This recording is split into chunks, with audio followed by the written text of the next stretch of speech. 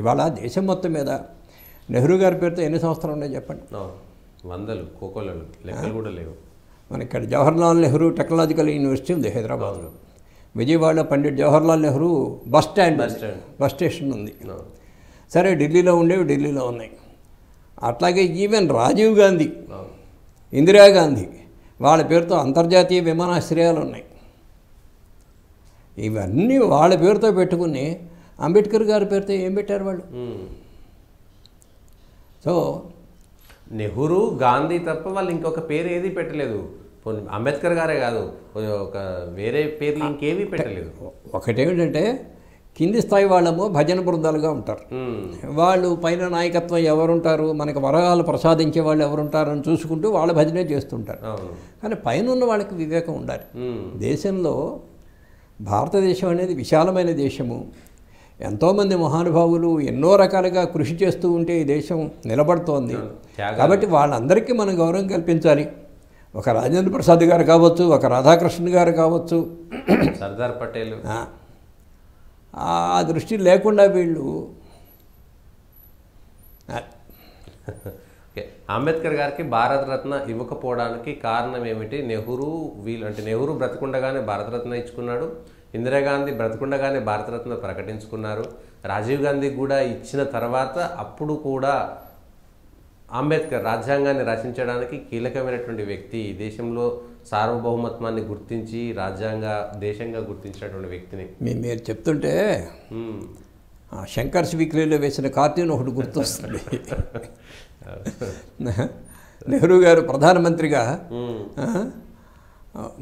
భారతరత్న ఈసారి పండిట్ జవహర్లాల్ నెహ్రూకి ఇవ్వాలి అని రికమెండ్ చేసినట్టుగా, ఆ తర్వాత ప్రధానమంత్రిగా ఆయన ఈ భారతరత్న అనేటువంటి మెడల్ని నెహ్రూ అనేటువంటి ఆయన మెడలో వేసినట్టుగా ముగ్గురు ఒకే బొమ్మ కనిపిస్తుంది అనమాట. రికమెండ్ చేసిన ఆయన, బహుమతి ఇచ్చిన ఆయన, బహుమతి పుచ్చుకున్న ఆయన కూడా ఒకళ్ళే అని. శంకర్స్ వీక్లీ చాలా హాస్యస్ఫోరకమైనటువంటి కార్టూన్లు ప్రకటించినటువంటి పత్రిక వాళ్ళు వేశారు. ఇందిరాగాంధీ గారికేమో బంగ్లాదేశ్ విముక్తి యుద్ధం తర్వాత ఇందిరాగాంధీని సంప్రదించకుండానే ఆనాటి రాష్ట్రపతి గారు ప్రకటించారు అని చెప్తూ ఉంటారు. కావచ్చు, కాకపోవచ్చు. అట్లాగే రాజీవ్ గాంధీ గారు కూడా ఆయన మరణించినటువంటి పరిస్థితి, ఆ బాంబు దాడికి శరీరం అవయవాలు కూడా దొరకకుండా ముక్కలైపోయినటువంటి స్థితి, దానికి ఆ సానుభూతిలో దానికి ఎవరు పెద్దగా అభ్యంతరం చెప్పలేదు. ఇది 1989 ఎన్నికల్లో రాజీవ్ గాంధీ ఓడిపోయి విశ్వనాథ్ ప్రతాప్ సింగ్ ఆయన ప్రధానమంత్రి అయినప్పుడు ఇటువైపు నుంచి భారతీయ జనతా పార్టీ, అటువైపు నుంచి లెఫ్టిస్ట్ పార్టీలు సిపిఐ, సిపిఎం మొదలైన వామపక్షాలు కూడా ఆయన సపోర్ట్ చేస్తుండేవాడు విశ్వనాథ్ ప్రతాప్ సింగ్ గారు. సో కాబట్టి ఆయన ప్రతిపక్షాల వైపు నుంచి ప్రాతినిధ్యం ఉండాలి అనేటువంటి దృష్టితో,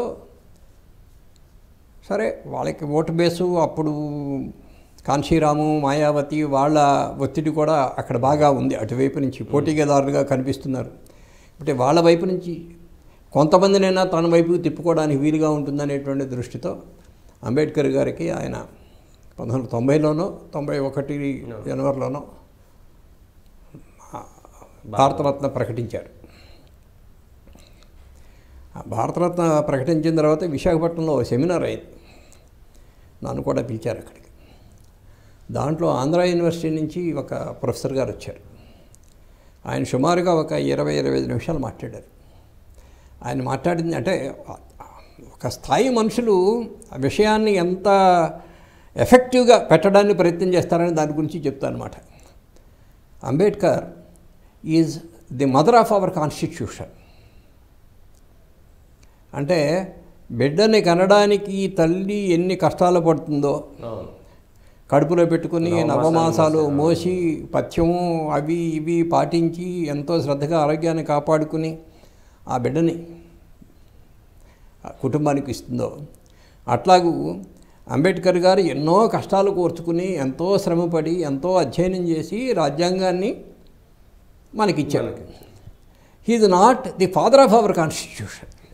అది ఆయన చెప్పదలుచుకుంది. అంటే అందుట్లో ఉన్న భావాలు అన్నీ కూడా అంబేద్కరమైన మనం అనుకోకూడదు. అంబేద్కర్ ఇది mother of our constitution. Then the question arises, who is the father of our constitution? That is not the subject for this seminar అని ఆయన తప్పించుకుని మొత్తం మీద మాట్లాడారు.